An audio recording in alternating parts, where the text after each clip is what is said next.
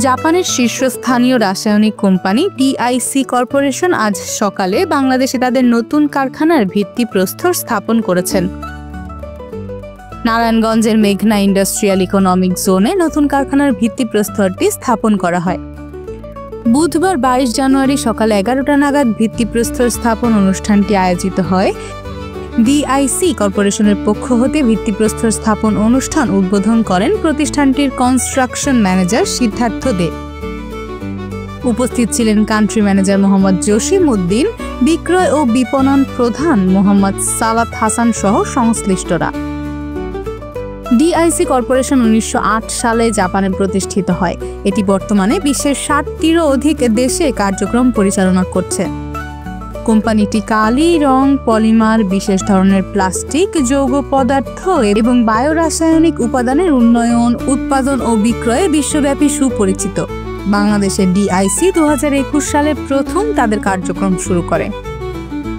উদ্বোধনী অনুষ্ঠানে বক্তারা বলেন, বাংলাদেশ একটি রাজনৈতিক অস্থিরতার মধ্য দিয়ে যাচ্ছে। বিগত 5 মাসে কোনো বিদেশি কোম্পানি বাংলাদেশে বিনিয়োগ করেনি।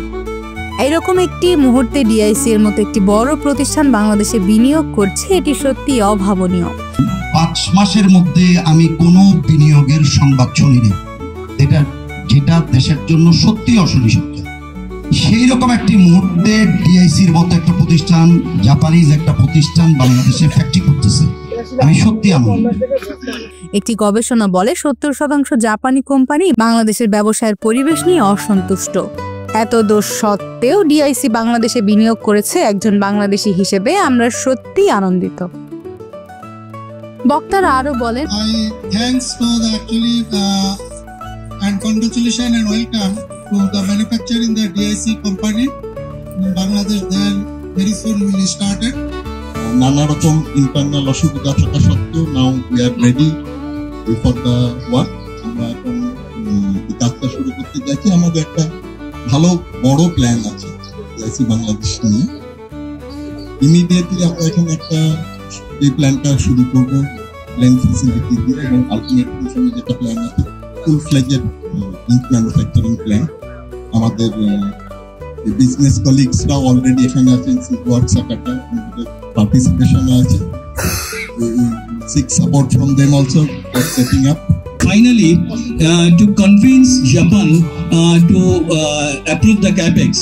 So it has been done, and actually we are getting supports technologically from DIC India, as because DIC India's operation is pretty big. 4 to 5 actually. Siddhartha, he is the project head. He will discuss actually this, and he had his whole life with DIC India. DIC কর্পোরেশনের এই নতুন factory বাংলাদেশের রাসায়নিক শিল্পে প্রযুক্তিগত উৎকর্ষতা এবং উদ্ভাবন আনবে বলে আশা করা হচ্ছে। বিশেষ করে শিল্প উৎপাদনের খরচ কমানো এবং পরিবেশ বান্ধব প্রযুক্তি ব্যবহারের ক্ষেত্রে এটি একটি মাইল ফলক হয়ে উঠতে পারে।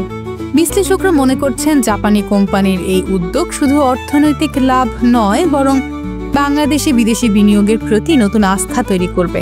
আমরা মনে করি ডিআইসি আজকে শুরুটা অনেক প্রসপারাস হবে, এবং সেটা বাংলাদেশ ইকোনমিকে আরো এনরিচ করবে।